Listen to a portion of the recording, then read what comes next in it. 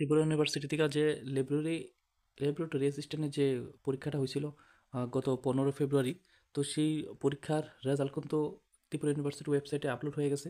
তোমরা একবার দেখে নাও। তোমাদের রিটার্ন টেস্ট হইব 23/2/2025, ফেব্রুয়ারি মাসের 23 তারিখ হইব। তোমাদের 15 তারিখ সেই এক্সামটা গেছিলো। তো এখানে কিন্তু আদার স্টেট মানে রাজস্থান, হরিয়ানা বিভিন্ন স্টেটের থেকে তারা পরীক্ষা দিতে আইছে। তো সেটার রেজাল্টটাও দিছে 22 তারিখ, ওয়েবসাইটে আপলোড হয়েছে। 23 তারিখ তাদের পরীক্ষা। তো ত্রিপুরা স্টুডেন্টের খুব গুড একটা নিউজ বলতেই পারো। কারণ কি এখানে আদার স্টেটে ক্যান্ডিডেটরা এখানে এক্সাম দেওয়ার তো সেভাবে টাইমই পাইতো না কীভাবে তারা এক্সাম দিব। কারণ 22 তারিখ রেজাল্ট আউট হয়েছে। 23 তারিখ তোমাদের এখানে এক্সাম শিডিউল দিয়ে দিছে। কিন্তু 23 তারিখ যে এক্সাম শিডিউলটা, এটা অনেক আগের থেকে দেওয়া ছিল, কিন্তু রেজাল্টের যে নামের তালিকা সেটা 22 তারিখ রাতে আপলোড হয়েছে। তো জিআরবি যে এখানে যে ল্যাবরেটরি যে অ্যাসিস্ট্যান্টের, সেখানে 3টা পোস্টের লেখা সে পরীক্ষাটা নেওয়া হয়েছিল এমসিকিউ টাইপ। টোটাল 100তে পরীক্ষা হয়েছিল।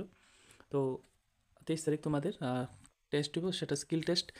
স্কিল টেস্ট বলতে কী বোঝায়, যেরকম কম্পিউটারে তোমার টাইপিং স্কিল আছে কিনা, বা এ4 শিট যে সফটওয়্যারগুলো, কম্পিউটার ডেলি অ্যাপ্লিকেশনগুলো, কম্পিউটার হ্যান্ডেলিংগুলো সম্পূর্ণ তোমার যাচাই করা হইব। টোটাল 50 মার্কে হইব। তো 23 তারিখ তোমাদের ভেরিফিকেশন বলতে কি, তোমাদের স্কিল টেস্ট হইব। আর টোটাল এখানে নামের তালিকা দেওয়া আছে 24 জনের একটা নামের তালিকা দেওয়া হয়েছে। তো এখানে নাম দেওয়া নাই, কিন্তু application number, roll number, category, কিন্তু নামগুলো থাকলে সুবিধা হইতো। যাই হোক, অ্যাপ্লিকেশন নাম্বার দেওয়া হয়েছে, রোল নাম্বার আর ক্যাটাগরি, আর টাইম স্লট কত স্কোর পাইছে সেটাও দেওয়া হয়েছে না। তো ওইগুলো দিলে জিনিসটা আরও একটু মানে বুঝতে সুবিধা হইতো। তো তোমাদের টাইম স্লটটা দেওয়া হয়েছে বিকাল 4টার দিকে। বিকাল 4টার দিকে তোমাদের সেই স্কিল টেস্টটা হইব। আর এখানে দিয়ে দিছে যে ডিপার্টমেন্ট অফ বোটানি কোন জায়গাতে হইব। ডিপার্টমেন্ট অফ বোটানি যে বিল্ডিং, সেখানে যাবাগা একাডেমিক বিল্ডিং নাম্বার 11-এ। তো ত্রিপুরা ইউনিভার্সিটির থেকে যে স্কিল টেস্টে তাহলে রেজাল্ট তোমরা পাই গেছো। আর টোটাল এখানে দেওয়া হয়েছে 24 জন, একটা তালিকা দেওয়া হয়েছে। সেইভাবে তোমরা প্রস্তুতি নিয়ে যাইবা।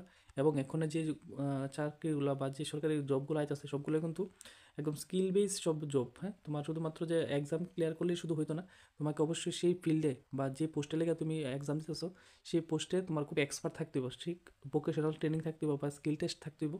শুধু যে পুঁথিগত বিদ্যার যে নলেজ সেটা হলেই চলতো না। তোমাকে কম্পিউটার হ্যান্ডেলিংয়ের কাজও জানতে হইব।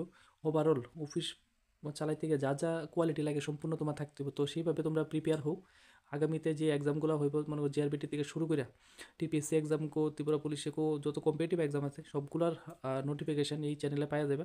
তো তোমরা একবার দেখে নাও কার কার এখানে রোল নাম্বার মিলতেছে এবং অ্যাপ্লিকেশন নাম্বার মিলতেছে। আমি মনে করি এখানে যদি নামগুলো দেওয়া হইতো, অ্যাড্রেসগুলো দেওয়া হইতো, কত মার্ক পাইছে সেটা দেওয়া হইলে জিনিসটা আরও খুব সুন্দর হতো। যাই হোক, যতটুকু হয়েছে ততটুকুই ভালো।